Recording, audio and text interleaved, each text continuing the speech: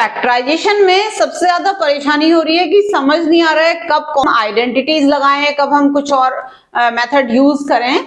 तो उसके लिए आप देखो क्यूबिक पॉलिनोमियल में ज्यादा परेशानी हो रही है। ठीक है, तो आप देखो पहले क्वाड्रेटिक पॉलिनोमियल का छोटा सा इंट्रो देख लो कि अगर आपका ये इस तरह का है ना, तो यहाँ पर तो आपको आइडेंटिटी कोई भी नहीं लग रही है या फोर्थ आइडेंटिटी लग रही है, तो स्प्लिटिंग द मिडिल टर्म हम कर रहे हैं, तो x square plus 5x plus, ऐसे हमने स्प्लिटिंग द मिडिल टर्म लगाया और इससे हमने इसको इसके दो फैक्टर्स निकाल लिए। ठीक है, या फिर हम दूसरा कर सकते हैं, हमने आइडेंटिटी यूज कर रहे हैं, दो परफेक्ट स्क्वायर ढूंढो और उसके बाद देखो क्या बीच का टर्म 2ab है, तो प्लस 2 इंटू ए आपका x है और b आपका 6 है, तो ये हो जाएगा x प्लस 6 का होल स्क्वायर।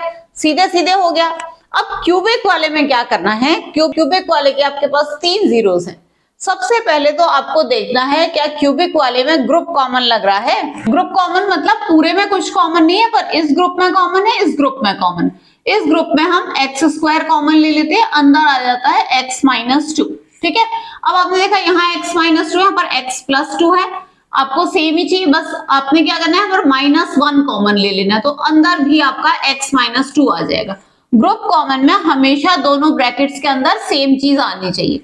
कभी भी आपको डाउट हो अपने स्टेप पे, -1 को x से मल्टीप्लाई करो -x, -1 को -2 से मल्टीप्लाई करो +2, दिस इक्वल टू दिस और दिस इक्वल टू दिस आना चाहिए।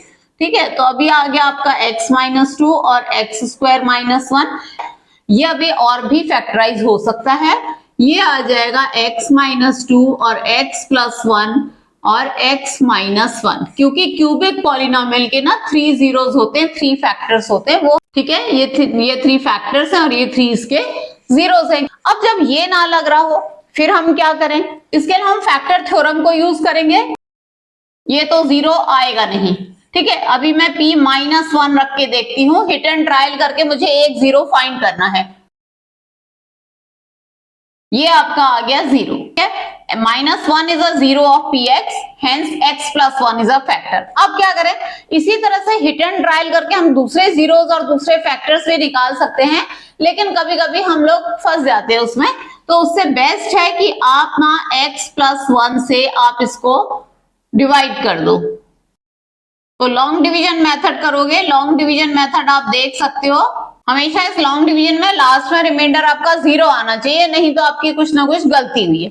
अभी आपके पास ये क्वाड्रेटिक पॉलिनोमियल है, क्योंकि हमारे को एक फैक्टर तो मिल गया, पर अभी हमें दो फैक्टर्स और निकालने हैं। तो जो हमारा क्वोशिएंट आया था वहां पर x square minus 4x minus 5, इसका हमें फैक्टराइजेशन करना होगा, तो स्प्लिटिंग द मिडिल टर्म से करेंगे। हमारा px था, उसके फैक्टर हैं एक x प्लस 1 जो इससे हमने डिवाइड किया था, एक x माइनस 5 और एक x प्लस 1।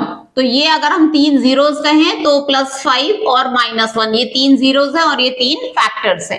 ठीक है, इसके अलावा कई जगह आइडेंटिटी भी लगती है क्यूबिक पॉलिनोमियल के लिए। ये दो क्वेश्चन है, आप देखो इसमें सिर्फ इतना पार्ट है, इसका फैक्टराइजेशन अलग तरह से होगा, इसका फैक्टराइजेशन अलग तरह से होगा। इसको दो परफेक्ट क्यूब्स के फॉर्म में लिखूंगी, तो यहाँ पर मेरी आइडेंटिटी लगेगी x cube minus y cube, होता है x minus y, x square plus y square plus x y होता है, इसमें हमेशा कंफ्यूजन होती है। तो अगर मैं अभी लगाऊंगी तो यहाँ पे आ जाएगा 2x माइनस 3y और दूसरे ब्रैकेट के अंदर आ जाएगा 2x square plus 3y square और फिर आ जाएगा प्लस 2x इंटू 3y। ठीक है, तो अभी मैं लिखूंगी तो ये आ जाएगा 2x माइनस 3y और ये आ जाएगा 4x स्क्वायर। आप लोग क्या करते हो, 2x स्क्वायर लिखते हो, यहाँ नहीं, यहाँ ब्रैकेट लगाना है, यहाँ पे खोलते समय आपको ऐसे लिखना है, प्लस 9y स्क्वायर प्लस आपका आ जाएगा 6xy। ये आपके दो फैक्टर्स आ गए यहाँ पे। ठीक है, अब यहाँ देखते हैं कैसे करेंगे। यहाँ पे हमारी जो आइडेंटिटी लग रही है वो x minus y whole cube. अभी इसको देख के मुझे कैसे पता चला, क्योंकि x cube minus y cube minus ये x स्क्वायर वाई और x वाई स्क्वायर है, तो ये वाली आइडेंटिटी लगेगी x minus y whole cube, ये होती है x cube minus y cube minus 3x square y plus 3x y square. तो ये आइडेंटिटी लग रही है। तो इसके लिए मैं इसको पहले 2 परफेक्ट क्यूब्स के फॉर्म में लिखूंगी, जैसे यहां लिखा था -3y क्यूब। अब मुझे इसको दिखाना पड़ेगा कि ये 3x² y के टर्म्स में है, तो कैसे दिखाऊंगी? 3x मेरा 2x है, 2x का whole square into 3y plus 3 into 2x into 3y का होल स्क्वायर, ठीक है, इंटू 3y का होल स्क्वायर आ गया। अब इसको मुझे चेक करना है, क्या ये 36 आ रहा है? 2 2 जा 4, इसका होल 2 2 जा 4 और ये 9 जा 36, और यहाँ पे 3 3 जा 9, 3 जा 27, 2 जा 54, ठीक है। तो यहाँ पे हम सीधे सीधे इसको लिख देंगे 2x माइनस 3y का होल क्यूब, ठीक है। तो ये फैक्टराइजेशन देखो दोनों अलग अलग है। तो इस तरह से क्यूबिक वाले को आपको फैक्टराइज करना है। एक आपकी 8th आइडेंटिटी लगा के भी क्यूबिक वाला होता है फैक्टराइज।